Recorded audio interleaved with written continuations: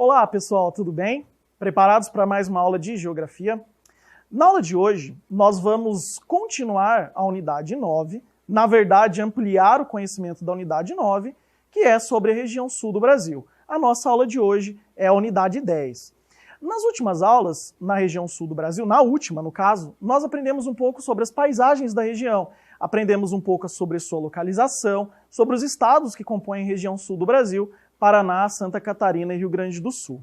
Então, na última aula, nós aprendemos um pouco da parte física, como é o clima, como é o relevo, como são as paisagens. Nessa aula de hoje, nós dividimos a unidade 10 em duas partes. Nós vamos continuar, só que hoje o nosso foco é diferente.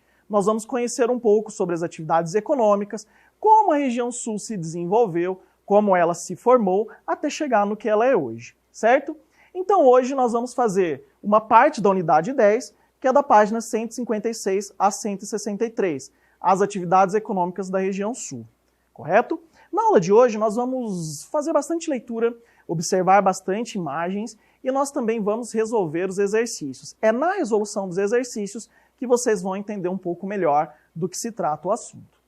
Então, como é a nossa rotina da unidade 10? Nós vamos fazer da página 156 a 161, e aí, turma, nós vamos também fazer algumas leituras até a página 163. É importante lembrar que boa parte dos exercícios vão ser resolvidos por nós, porém, alguns deles vão ficar por sua conta, e aí você vai precisar relembrar um pouco do que a gente aprendeu em escala cartográfica lá na apostila 2, combinado? Então vamos lá, as atividades econômicas da região sul. Na primeira metade do século XIX, o território que atualmente compõe a região sul do Brasil era pouco povoado. Além disso, era reivindicado pelos espanhóis da região, onde hoje se situam a Argentina e o Paraguai. Apesar de o clima não ser adequado para o plantio de cana-de-açúcar e café, Dom João VI não queria perder aquelas terras. Por isso incentivou a vida de famílias europeias a ocupá-las.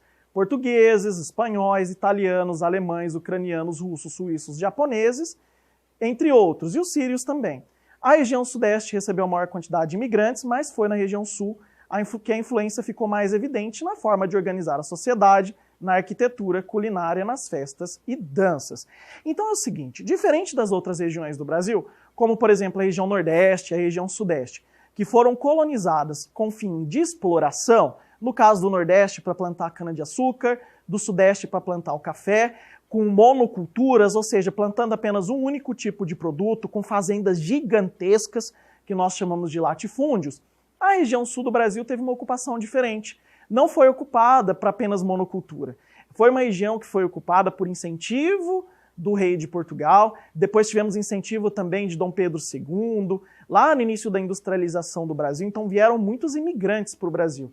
Então eles vieram principalmente para trabalhar na terra, para trabalhar com agricultura, mas não com um único tipo de produto. Eles vieram para trabalhar com vários tipos de produto. E é essa diferença fundamental na colonização do sul do Brasil em relação às outras. Também havia um certo medo dos países vizinhos, como por exemplo a Argentina, tomar o nosso território. Então a melhor forma encontrada era de colocar pessoas para morar, e colocando pessoas para morar, de certa forma você consegue deixar seu território seguro, porque qualquer coisa que fosse acontecer, essas pessoas comunicariam ao governo. Então nós temos aqui uma imagem, né, de uma família de imigrantes, e aí se vocês observarem, fica bem claro o porquê eles vieram para cá, né? Nós temos eles aqui, ó, cultivando alguns tipos de cereais que estão nesses cestos aqui. Nós temos alguns animais de pequeno porte, que é muito característico na região sul do Brasil. E aqui, ó, é uma cidade, Caxias do Sul, no Rio Grande do Sul. Essa cidade, Caxias do Sul, é uma cidade que ainda hoje vive da agropecuária. Vive da criação de pequenos animais e também vive do cultivo de alguns tipos de vegetais, como por exemplo a uva e algumas outras frutas. Também tem plantação de arroz nessa cidade. Então aqui, ó, nós temos um exemplo de uma família de imigrantes que vieram para morar no Brasil e a gente consegue perceber que eram muitas pessoas e todas elas vinham para trabalhar juntas na agricultura. Tá aqui, ó. A região sul, por ter clima subtropical, não adequado às monoculturas, lembrando que monocultura é o único tipo de produto, teve colonização de povoamento com pequenas propriedades sem trabalho escravo.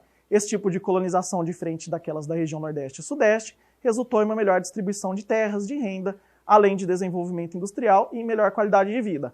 Hoje, a região sul do Brasil é a região que tem a melhor qualidade de vida do Brasil, lembrando que a colonização do sul do Brasil não contou com mão de obra escrava. Pelo contrário, contou com mão de obra imigrante, principalmente de alemães e italianos. A agricultura e a pecuária na região sul. No século XIX, os imigrantes instalaram-se em pequenas propriedades na região sul do país, inicialmente nas áreas mais próximas ao litoral. Pai, mãe e filhos trabalhavam criando suínos e aves, plantando vários tipos de alimentos importantes para que pudessem sobreviver. Então, no primeiro momento, eles vieram para plantar e a primeira coisa que eles necessitavam era sobrevivência. Então, plantar coisas que eles pudessem se alimentar no dia a dia, como frutas, legumes e verduras, e também criar alguns pequenos animais, como aves e porcos. Era disso que eles viviam. Bom, com o passar dos anos, isso tudo evoluiu. A mecanização chegou e a produtividade aumentou também. É isso que vai falar aqui. Com o tempo, essas pequenas propriedades familiares passaram a produzir excedentes.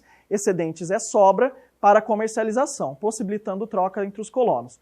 Posteriormente, venda para outras regiões do Brasil. Isso perdurou até a década de 1970, quando muitas dessas propriedades foram compradas, o que levou ao surgimento de muitas fazendas, de grandes fazendas.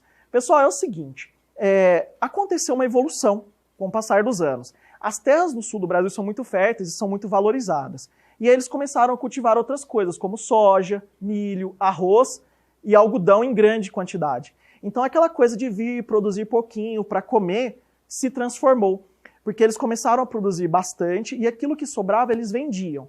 E com o passar do tempo chegaram maquinários, agrotóxicos, fertilizantes e a produção aumentou muito. Tem um fato curioso sobre isso, é que muitos fazendeiros e agricultores venderam as terras super valiosas na região sul do Brasil e compraram terras muito baratas na região centro-oeste e na região norte do Brasil. Então muitos imigrantes que vieram para trabalhar no sul do Brasil, ou descendentes deles, acabaram indo embora para outras regiões do Brasil. Por quê? Porque a modernidade chegou e não era esse o intuito da colonização. As máquinas substituíram o trabalho rural, que migrou para as cidades, para as fronteiras agrícolas do centro-oeste da Amazônia ou para Paraguai, em busca de terras mais baratas para plantar. Pessoal, o que a gente está vendo aqui é uma imagem onde a gente tem aqui uma área florestal e aqui uma área desmatada para praticar agricultura. Não é a bandeira do Brasil, mas é em alusão à bandeira do nosso país. O que é a fronteira agrícola? São divisas entre a agricultura e também as florestas nativas, como no caso da região sul do Brasil, onde nós tínhamos as araucárias, os Campos Gerais, Mata Atlântica, entre outras. Então, boa parte dessas áreas também foram desmatadas para ser trocada pela agricultura. A gente já viu isso várias vezes, né? No Nordeste aconteceu a mesma coisa, no Sudeste também. Então, presta bem atenção nesse mapa, porque esse mapa vai ajudar a gente a entender um pouquinho melhor.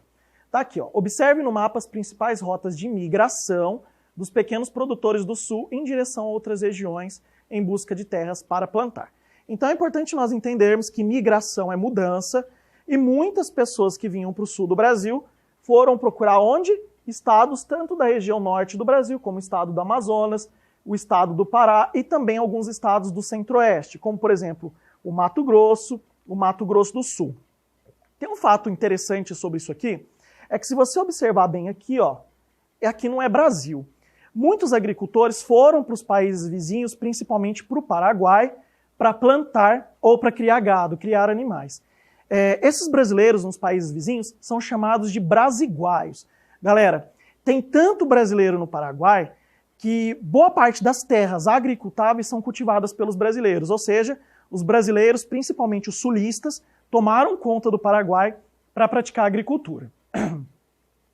Trabalhando com mapas. Como você aprendeu, a região sul foi colonizada pelo trabalho familiar de imigrantes em pequenas propriedades agrícolas. Agora você conhecerá a produção agropecuária da atual região. Para isso, analise o mapa e responda as questões. Então vamos lá. Nós temos aqui várias atividades agrícolas, como café, arroz, milho, trigo, soja, uva, fumo, frutas e outras atividades, como algodão, criação de aves, ovinos, suínos, madeira de reflorestamento. Então, se a gente observar bem, nós não temos monoculturas, cultivo só de cana ou cultivo só de café. O que nós temos aqui é o que a gente chama de policultura, que é plantar vários tipos de vegetais, criar vários tipos de animais, para que você tenha uma economia bem diversificada. É interessante falar porque é a região sul do Brasil aquela que mais produz alimentos que vão para a mesa do brasileiro no dia a dia. Arroz, feijão, milho, soja, que é utilizado na ração animal.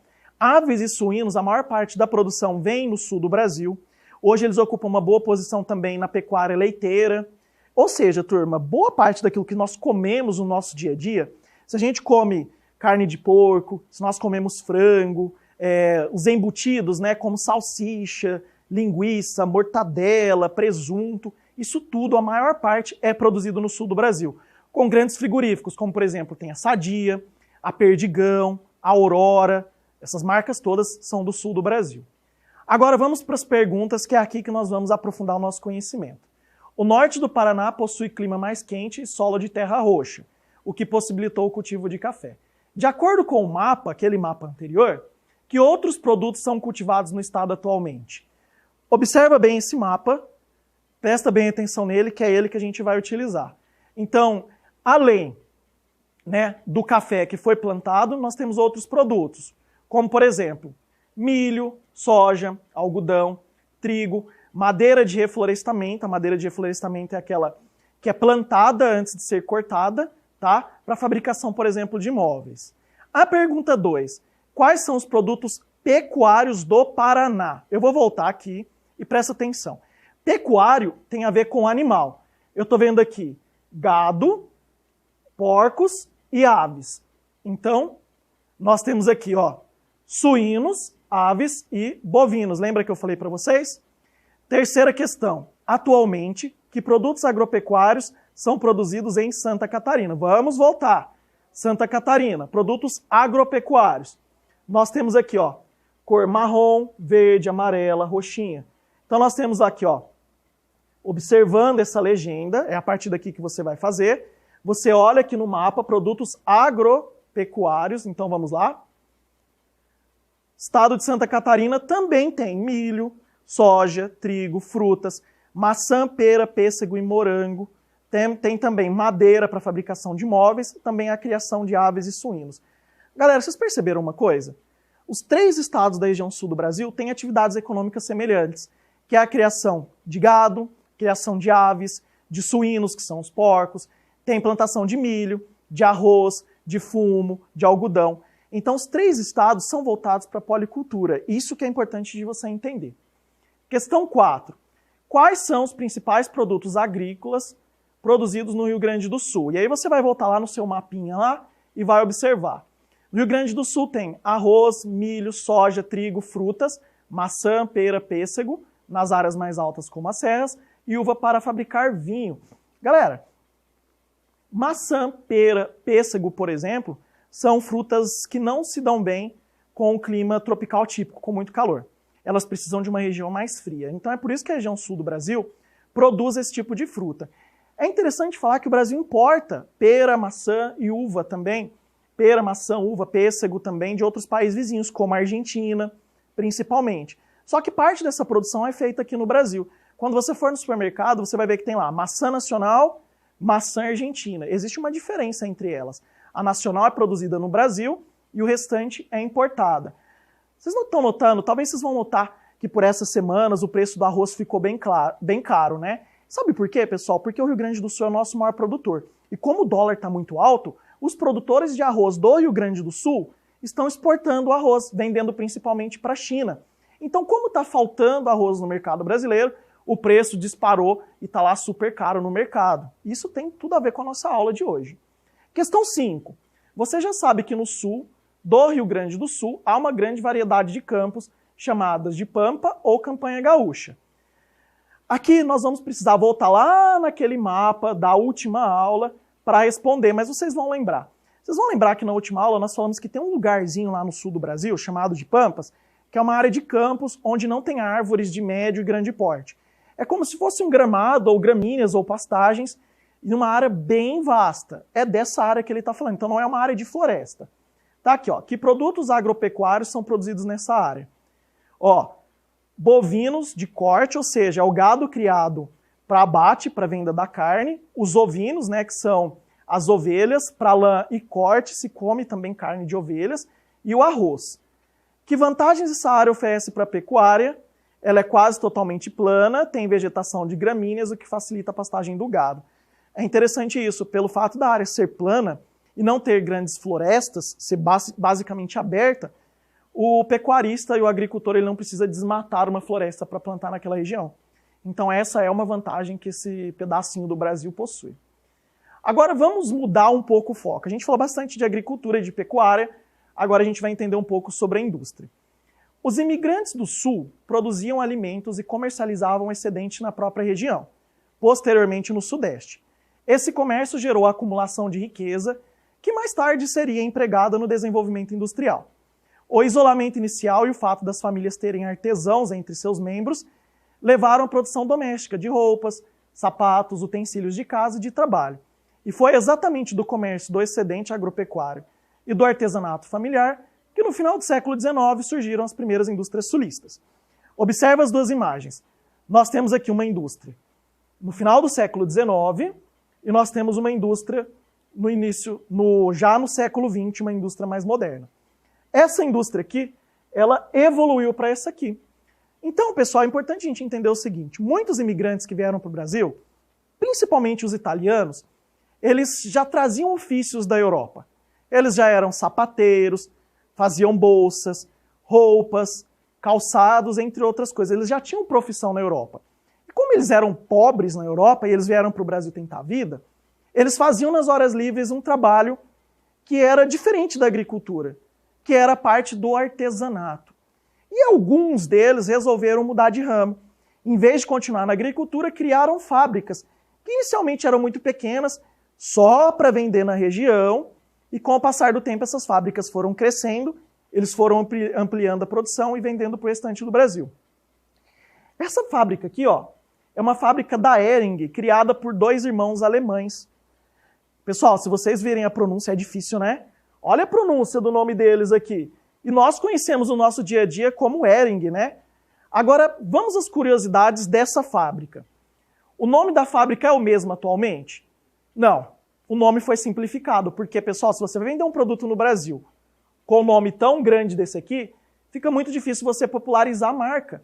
Então ela ficou conhecida simplesmente hoje como Hering. Como era a primeira fábrica? Se vocês olharem na imagem anterior, era um prédio único, com um único andar, parecendo uma casa. Então era uma fábrica bem pequenininha.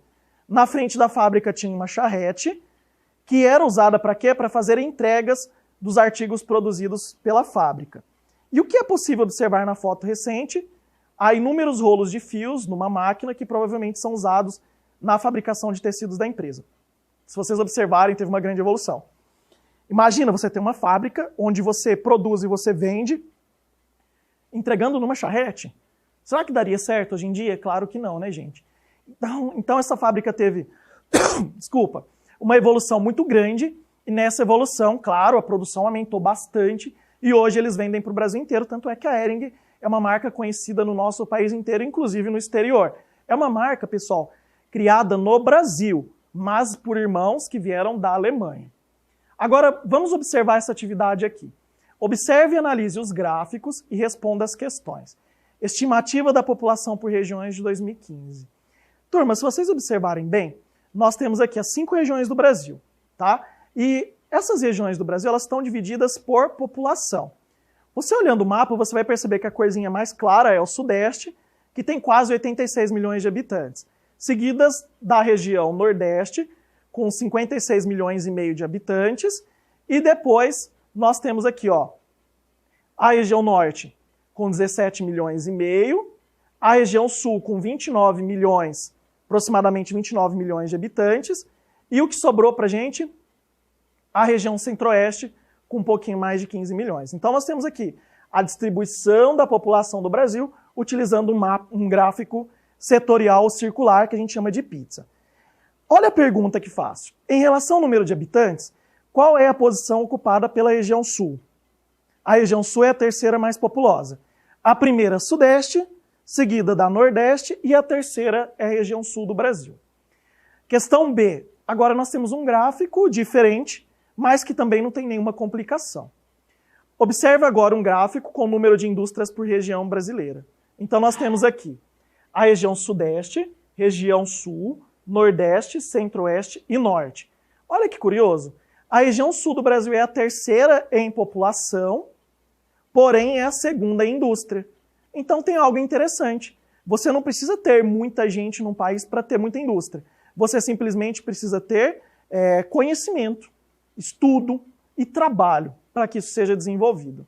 Então olha a pergunta, quanto ao número de indústrias, qual é a posição ocupada pela região sul do Brasil? Ah, esse gráfico ficou fácil, né? A região sudeste é a primeira, a região sul ocupa a segunda posição em indústrias. Agora olha a questão C.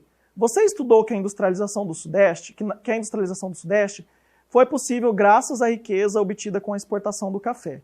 O que possibilitou a industrialização da região sul? Pensa comigo aí. A região Sudeste teve o café como fator de desenvolvimento.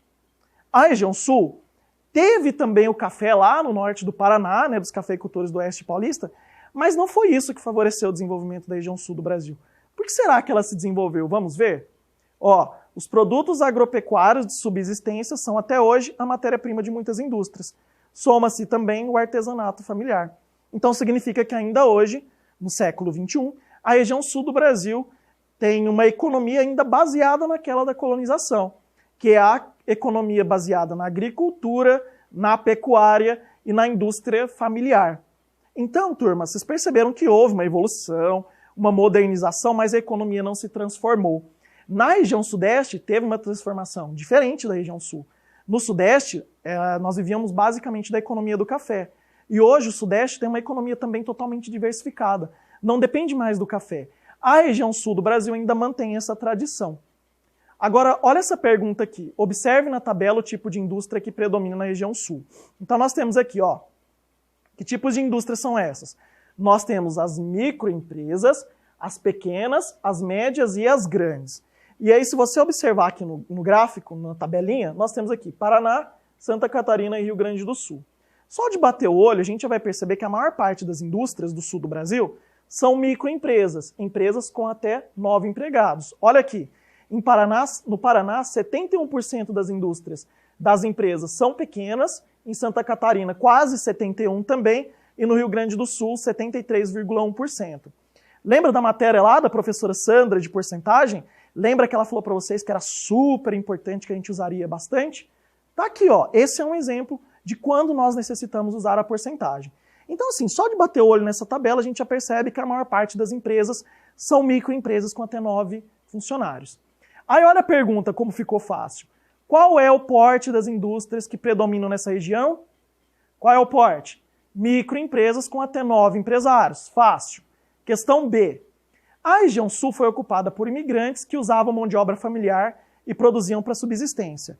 É possível relacionar o porte das indústrias da região ao tipo de ocupação que ocorreu ali? Justifique. Então a pergunta é, eu posso associar o fato da região sul ter indústrias pequenas, com até 9 funcionários e familiar, né, com a forma como a região sul foi colonizada?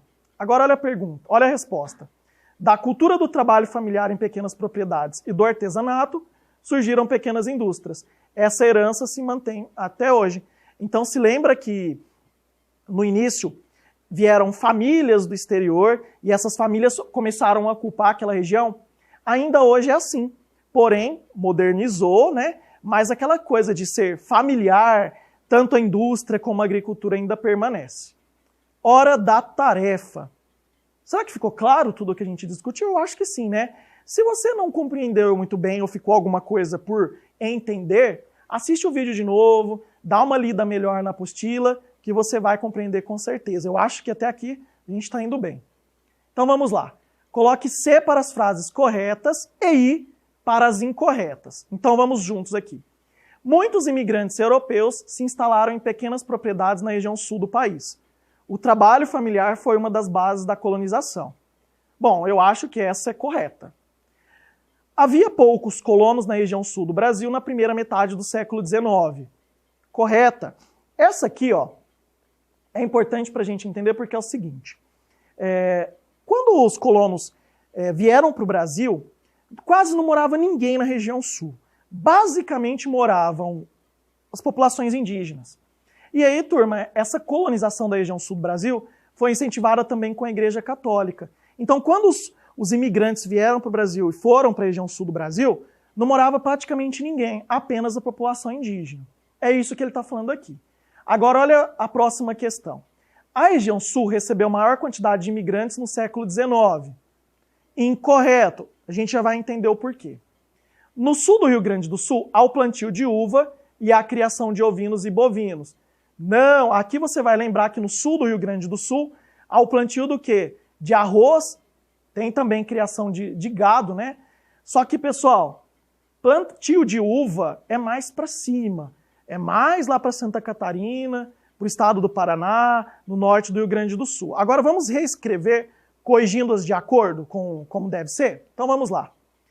A B fica assim: a região sudeste recebeu a maior quantidade de imigrantes no século XIX. Galera, então a região do Brasil que mais recebeu imigrantes durante todo o período da história foi a região sudeste. Por quê? Lembra lá do ciclo do café, quando entra em declínio, e aí não podia mais usar mão de obra escrava, os imigrantes vieram, e ainda hoje a região sudeste é aquela que tem a maior quantidade de imigrantes. No sul do Rio Grande do Sul, há o plantio de arroz e a criação de ovinos e bovinos. Lembra quando eu falei do arroz, que precisa plantar lá naquela área de campos? Então é isso, tá? No sul do Rio Grande do Sul, lá na divisa com o Uruguai, com a Argentina, há o plantio de arroz. 2. No sul são criados bovinos, suínos, ovinos e cultivados alimentos para abastecer outras regiões do Brasil e também para exportação. Uma das formas de escoar a produção até o mercado consumidor é por meio de portos. Para retomar o conteúdo de escala visto no caderno 2 e analisar as vantagens e desvantagens da localização da região sul em relação aos mercados dos Estados Unidos e da Europa, faça a atividade a seguir. Então vamos olhar bem para esse mapa aqui. A gente tem aqui, ó, os estados do Nordeste, que nós já estudamos, os estados do Sudeste, que nós estudamos, e os estados da região sul do Brasil, conforme está em destaque ali, circulado na cor vermelha. Se vocês observarem bem, a gente já falou sobre isso numa das aulas, é que é muito importante quando você tem uma atividade econômica e uma atividade industrial e você quer vender para outro país, estar próximo do litoral. Isso deixa o custo do transporte de onde você planta até o porto mais barato. Então é super interessante para quem produz e quer vender para os Estados Unidos, quer vender para a Europa, quer vender para a China, para o Japão, estar próximo do litoral. Então olha bem para cá. Que facilidade os portos oferecem para os produtores da região sul? Os portos facilitam o escoamento é o transporte do produto, da produção agropecuária e de outros artigos produzidos na região. Então são pelos portos que a maior parte da produção do sul do Brasil é vendida para o exterior. Lembra que eu citei a questão do arroz? O arroz não é levado para a China por avião, ele é levado por navios e transportado através dos portos. Agora, essa questão B aqui é uma questão que você vai precisar relembrar lá daquela nossa aula de cartografia da apostila 2. Presta atenção, ó. Meça a distância entre os portos indicados na tabela e anote-a na coluna em centímetros. Então você vai pegar esse mapa aqui. Você vai pegar, nesse mapa aqui que você vai pegar a régua, lembrando que tem que começar a medir com 0, e aí você vai medir a distância entre os portos de acordo com o que vai ser pedido. Então vamos ver o que ele vai pedir para a gente aqui. Olha aqui.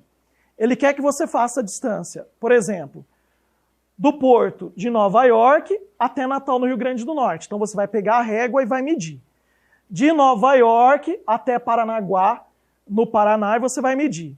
Quando você medir, vai dar aproximado o que a gente colocou aqui. Ah, professor, eu medi e deu diferente. Galera, se dá uma diferença de meio centímetro para mais, meio centímetro para menos, não vai fazer muita diferença não, fica tranquilo quanto a isso. E aí o que você vai precisar fazer? Lembra que no seu mapa tem uma escala lá no cantinho embaixo? Então você vai medir a distância dos portos, como a gente já mediu aqui, deu 6,3 centímetros, e aí você vai multiplicar pela escala.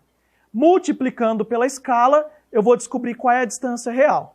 Então é sempre assim, mede a distância que ele está pedindo aqui, conforme ele está pedindo para a gente, e multiplica pela escala do mapa. Se eu multiplicar 6,3 pela escala do mapa, vai dar 5.985 quilômetros. Medindo o porto de Nova York ao porto de Paranaguá, dá 8 centímetros. Então você vai multiplicar essa distância aqui pela escala, que vai dar 7.600 quilômetros. Então, pessoal, presta atenção, não tem como errar. Lá no seu mapa tem uma escala lá no cantinho, lá embaixo, em quilômetros. Eu não estou falando aqui para não dar spoiler para vocês. Então você vai medir a distância que ele está pedindo e multiplicar pela escala. E aí você vai obter o resultado, beleza? O restante aqui fica por conta de vocês. D. O dinheiro gasto com o transporte faz do preço final da mercadoria. Então, imagine que o empresário brasileiro exporta seus produtos para a Europa e para os Estados Unidos. A gente já falou sobre isso. Levando em consideração as distâncias entre os portos, qual região brasileira tem a localização mais favorável para a exportação e a menos favorável para a sua resposta? Galera, presta atenção. Olha aqui.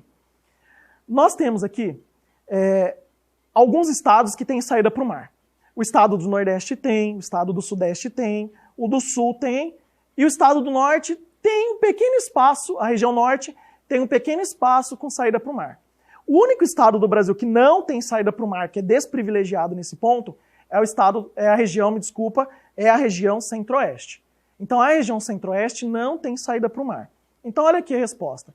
Levando em consideração a distância entre os portos, a região que tem a localização mais favorável para a exportação para os Estados Unidos e para a Europa é o Nordeste, porque é a região mais próxima, pois está mais próxima, portanto, havendo custos menores de transporte. A região com localização menos favorável é o Sul, pois fica muito distante dos portos importadores, o que aumentará os custos de transporte e, consequentemente, das mercadorias. Então, presta atenção. Todos os estados que têm saída para o mar têm vantagem para exportar os produtos para os Estados Unidos e para a Europa. A região Centro-Oeste é a mais desprivilegiada do Brasil, porque ela não tem saída para o mar. Tá? Então, a região Centro-Oeste ela não tem saída para o mar. Agora, pela distância, a região que está mais distante, mais longe, tanto dos Estados Unidos como da Europa, é a região Sul. E a região do Brasil que está mais próxima dos Estados Unidos e da Europa é a região Nordeste. Entenderam? A região Centro-Oeste a gente nem coloca aqui porque ela nem saída para o mar tem. Terminamos a nossa aula.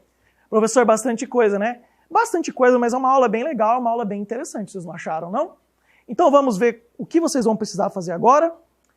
Eu acho importante vocês lerem as páginas 156 a 163, as páginas que a gente trabalhou durante a aula, e ficaram pouquíssimos exercícios para vocês fazerem. Observa o que nós já fizemos na aula e o único exercício que ficou para você fazer são aqueles exercícios da escala cartográfica. Galera, não tem desculpa para não fazer atividade. Boa parte nós já fizemos juntos, então você que acompanhou a aula, provavelmente você já sabe a resposta da maior parte dos exercícios. Beleza? Então, pessoal, um abraço para vocês, um beijão para todo mundo e até a próxima aula. Tchau, tchau.